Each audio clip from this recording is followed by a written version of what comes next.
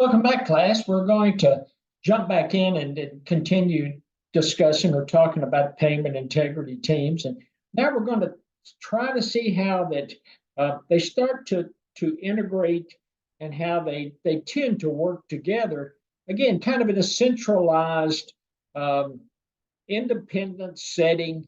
And when I say independent, I'm talking about independent from other um, functional areas um, within the health plan, because they almost have to work similar to a legal team or similar to a um, like an internal audit team, because they don't want to be perceived as having biases. So um, again, we're talking about the integration. We've discussed probably on more than one occasion when I'm talking about the way teams are put together. I've always viewed the category of professionals, just you're either an analyst or you're a clinician.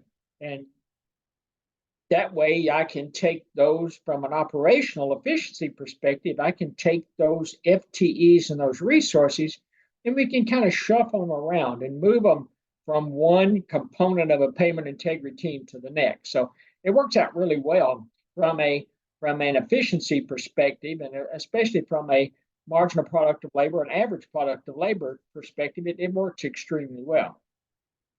And I'm going to open up the discussion on this segment. And we may only have two segments in this module. So depends on how we get along in this segment. But I'm going to talk just a minute and open it up. And in discussing my medical economics or medical informatics and my optimization management or optimization metrics teams, because they are joined together. To me, they've always joined together at the hip. They're going to be going to be part of the analytical brain trust of this payment integrity team. Again, I've got the medical informatics team are going to be in that. Remember, we talked about the data warehouses and data repositories. They're going to be in that, data warehouse, data repository. They may have some data marks set aside. Probably not going to be in a data lake too much, but they may have some data marks and some data cubes set aside that they're working on. And the medical informatics team are developing analytics and reporting methodologies to identify potential payment integrity opportunities. They're looking at things like high cost users. They may be looking at, if they identify high cost user, they may all of a sudden, then they may start looking at high cost families. Maybe there's some kind of family dynamic that's causing a lot of healthcare expenditures based on either individuals in that family or the family unit as a whole. They may be looking at traveling members. I was going to say beneficiaries or bennies, but that's what a lot of people in the healthcare environment will call them, beneficiaries, especially if you're working on the TRICARE side or working on the VA side. But they may be looking at traveling members that are addicted to opioids, let's say, and you can usually track them by looking at the number of times that they go to see a medical provider in a given week or a given month, and then comparing that to the pharmaceuticals. So you may have members that you can track, and they may go to an emergency room at this hospital today, and tomorrow they go in to see their primary care doc, and the next day they may be at another emergency room, and the next day an urgent care center. And they are traveling around trying to ensure that health plans aren't smart enough to track them. But their goal is to generate prescriptions, either legally or illegally, to satisfy the demand for opioids. And we see it, I don't want to say we see it a lot, but we see it more and more frequently than we used to. Let's just put it that way. That medical informatics team is, they're actually, it's more of the operational metrics team is trying to establish reporting and metrics to optimize operational efficiencies. So their medical informatics are looking at the potential payment integrity opportunities, the operational metrics individuals are trying to generate reports that help to quantify that, marginal product to labor, average product to labor, trying to maximize operational efficiencies across the payment integrity team. And together, one group or another may also be trying to develop strategies to maximize member experience. People are somewhat surprised when individuals on a payment integrity team talk about how many times, especially fraud, is identified, and it's, the fraudulent provider is identified based on a tip from a member. So payment integrity team is constantly got 800 numbers. You've got, email addresses they can send information in, but they're constantly trying to work with members to entice the members or to educate and train the members in such a way that they can self-report to the health plan some of these potential fraud activities. Both of these teams are going to integrate data resources to deliver real-time information to the operational management team. Constantly running information. Every time that warehouse is updated, they may have a set of reports that are auto-generated, auto-running in the background. They have reports that are running at night on a predetermined schedule. Let's say they're running from 1 o'clock in the morning to 4 o'clock in the morning. Or if the claims warehouse is updated every night from midnight to 2 in the morning, they may have those reports set up to kick off like at 4 o'clock in the morning, and hopefully they're completed by the time individuals come into work, or by the time individuals, if they're working remotely, are accessing the information from their computers. They develop operational dashboards to enhance management capabilities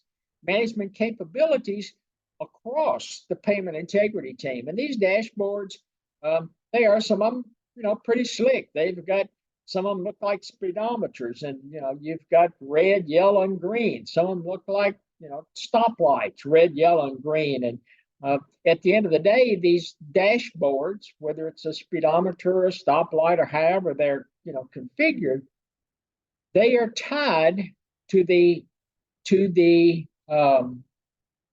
annual goals for each of these individuals that are part of the payment integrity team. And so typically the goals and the dashboards and things are updated once a month.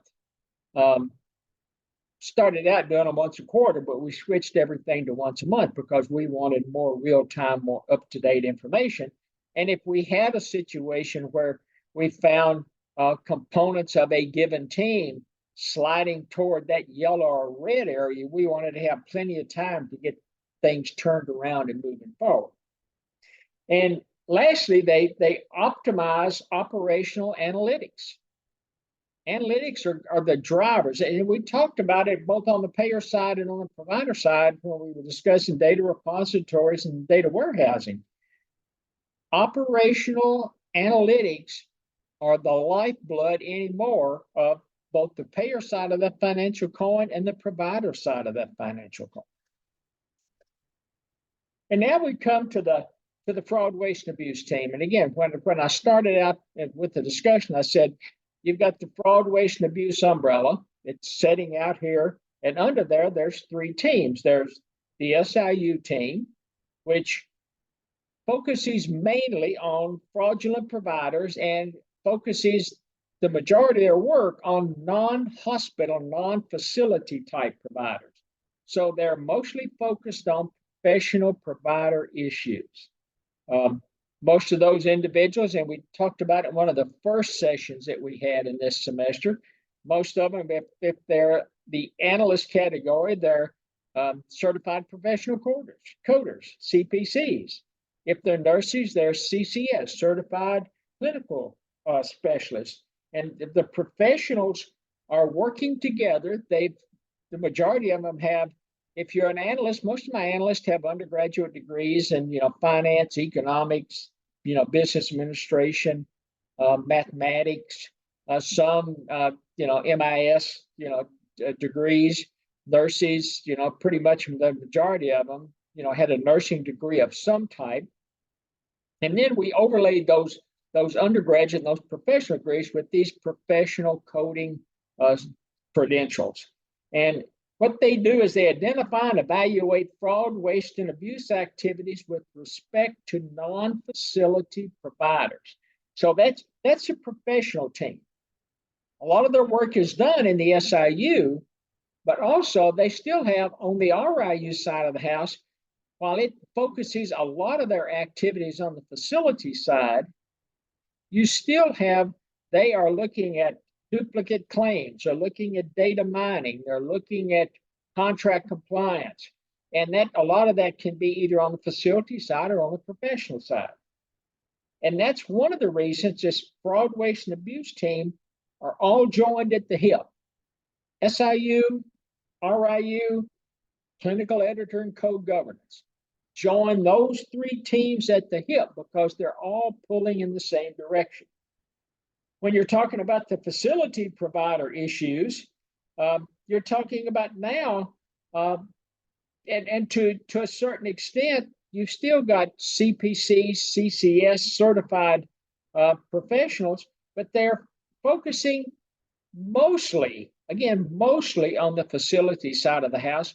But again, they're also playing in that professional kind of sandbox. So again, overarching RIU, SIU, working together as a team, shuffling information back and forth. If it's a fraudulent provider, pretty much stays over here in SIU.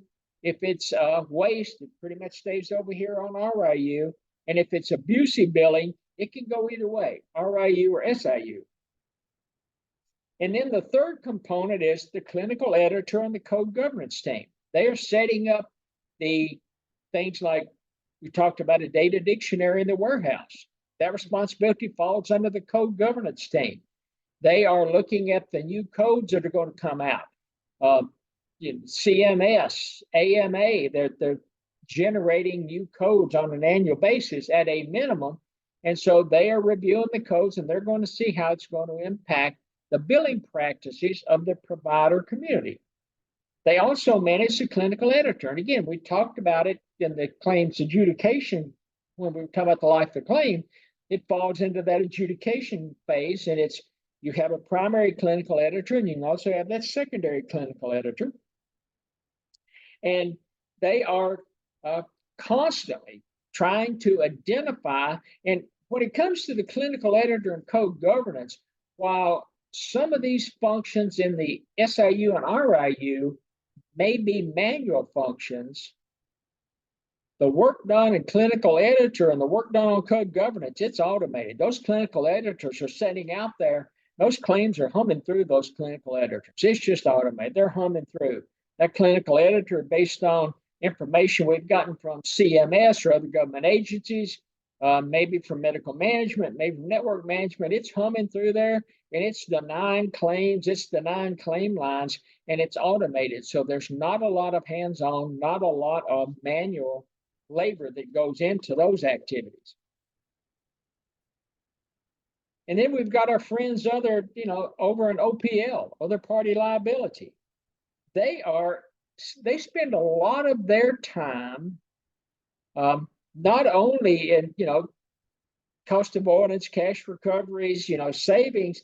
They spend a lot of time on the front end efficiencies and operational processes, because the other party liability team that I had in Buffalo, not only were they working other party liability issues, but they were taking outbound. They were generating outbound calls to providers and members and government agencies. They were taking inbound calls. They were processing claims. They had a lot of operational type activities that they were doing also.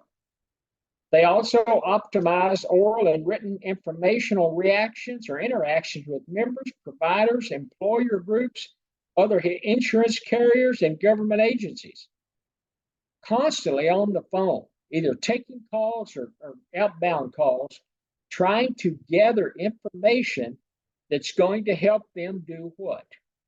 Increase the probability that those claims are adjudicating as accurately as possible.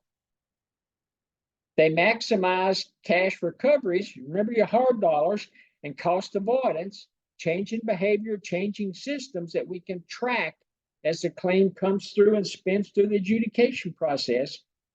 And they do that by accurately processing coordination of benefits, other health insurance, motor vehicle accidents. State of New York, it was, referred to as no fault, workers' comp, subrogation claims, anything that can work as they move through the system to improve the accuracy of the claims adjudication process. When we were talking about the umbrella of fraud, waste, and abuse, a lot of that work's done prepay space, and a lot of stuff's done post-pay space. When I talk about prepay space, I'm talking about something that happens in the pre-adjudication or the adjudication phase. I'm talking about post-pay space. I'm talking about activities that happen post-adjudication. And it's the same thing with other party liability. They've got some cost avoidance work going on. So it's over here in the prepay space. They've got some cash recoveries going on. It's going on over here in the post-pay space. So like the fraud, waste, and abuse umbrella, other party liability are working in both prepay and post-pay environments.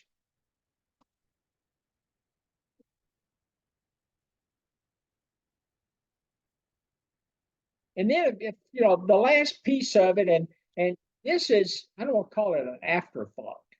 So depending on the level of expertise a health plan has, which depending on the number of FTEs, the level of the talent pool in a given area, there are, again, it goes back to that basic tenet of economic thought: unlimited wants, limited resources. No health plan not only has access to the resources, but can afford the resources that it will take to do everything themselves. And so that is where your recovery partner team comes into play. They are there to help supplement or complement the internal resources as we move through these payment integrity activities. And most health plans set it up in such a way that if you think about a normal distribution, you can work as a health plan. You can insource everything and do everything with internal resources, and some health plans try. You can outsource everything and just say, hey, I'm not going to hire people. I'm not going to train them. I don't care about human capital. I'm just going to outsource everything. And they outsource everything to third-party vendors to do the work. Or you take the approach that I took in Buffalo, and with a kind of hybrid variety. And what we did was we would start out outsourcing. We would figure out what the third-party vendors were doing. We would re-engineer it. We would determine how many resources we needed to bring X percentage of it back in-house. And then we would hire resources, backfill, and bring that back in-house. So Buffalo Market, we were managing kind of a hybrid. We were somewhere between, completely insourced and completely outsourced. Now, the Buffalo Market, it also depends on not only Buffalo, but other markets, the appetite that a health plan has and the expertise they have when it comes to certain payment integrity activities. Buffalo Market, the legal team at Blue Cross Blue Shield, did not want to be involved in subrogation or mass tort. All of that was shifted out, completely outsourced. We didn't have the expertise internally to do credit balance, or the hospitals wouldn't let us come in and play in their books. And so we completely outsourced the credit balance piece. The rest of it was some type of a hybrid strategy, depending on the number of FTEs I have and depending on what the human capital level was, and just a lot of those type things. But at the end of the day, when you've got a recovery partner, a strategy in place, whether it's a simple one or whether you've got a tiered system where you're stacking them on top of each other. Because if the first vendor, if I miss it with the internal team and I miss an opportunity with the first vendor, then I've got a second vendor down there that can catch it. Or if I miss it with the second vendor, there's a third vendor down there that can catch it. Again, I'm working with the vendors, I'm working at the margin. Go back to the pillar of economic thought. Decisions at the margin. I'm working at a marginal level. Vendor, vendor, vendor. I can have 3, 4, 5 vendors stacked on top of each other, all doing the same service, but all catching different parts of the service. And when you have a recovery partner team, you want them to be doing the high volume, low return work.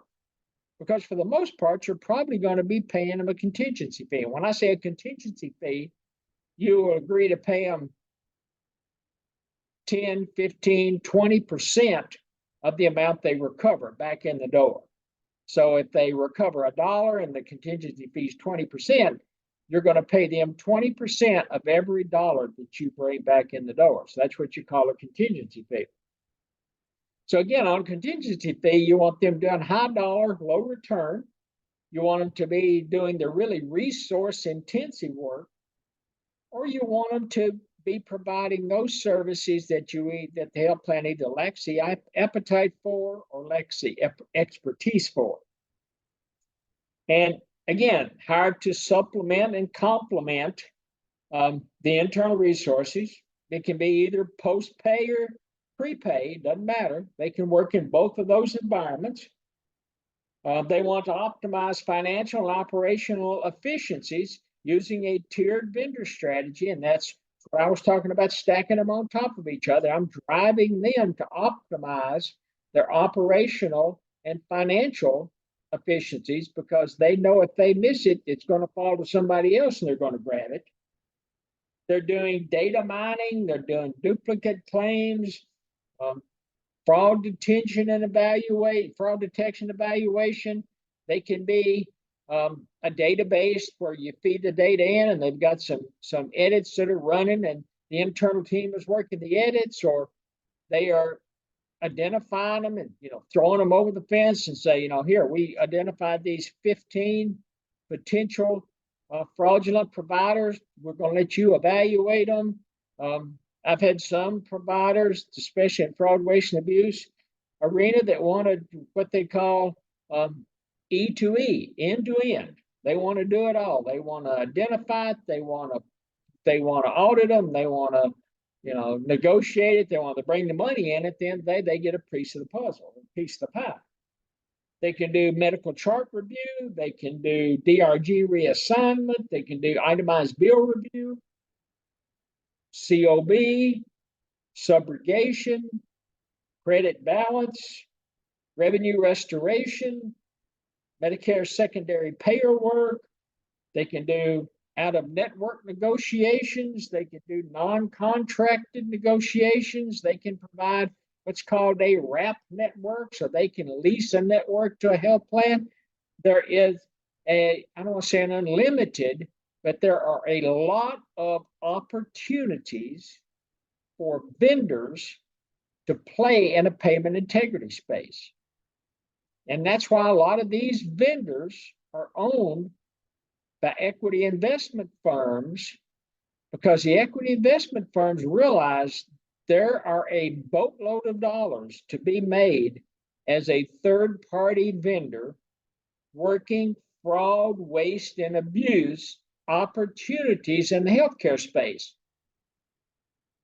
What did I say when we first started this presentation? I said the government agency or the foundation that provided that information, it was what, 25% of all healthcare expenditures are wasteful?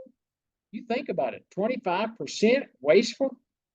Think of the billions of dollars spent on healthcare in the United States every year. 25% of that's wasteful. That means it's 25% fair game for these third-party payment integrity vendors to drive profits. I mean, a huge opportunity for profits. And then kind of the last thing is, as we kind of tie this one up, if you go out and look at the PowerPoint presentation that I've got loaded on the system for you, I've got my little martini glass out there, and it's something that I've used, I don't know, for years when we're talking about the flow, like the logistical flow of payment integrity activities. And it looks like a little, I call it martini glass because that's what it looks like, a little martini glass. Got the, the bowl at the top, and it comes down in a funnel shape. And you've got medical informatics, optimization, metrics setting up here. They've got like 3 little ping pong balls in, let's call them. And I've kind of got them at the top, and they're doing analytical work. They're identifying things. They're sending potential opportunities to fraud, waste, and abuse, to other party liability. If we can't work it through one of those 2 internal ping pong balls, then it drops down to that 3rd ping pong ball, which is your recovery partners. And the recovery partners are basically, think of them as a safety net. They are the safety net for the health plan. If the health plan cannot grab it with internal resources, then you got a safety net sitting there with your recovery partners. They're going to grab that information, grab those dollars, going to ensure that they can help close as much of that loop as possible when it comes to claims that are adjudicated incorrectly.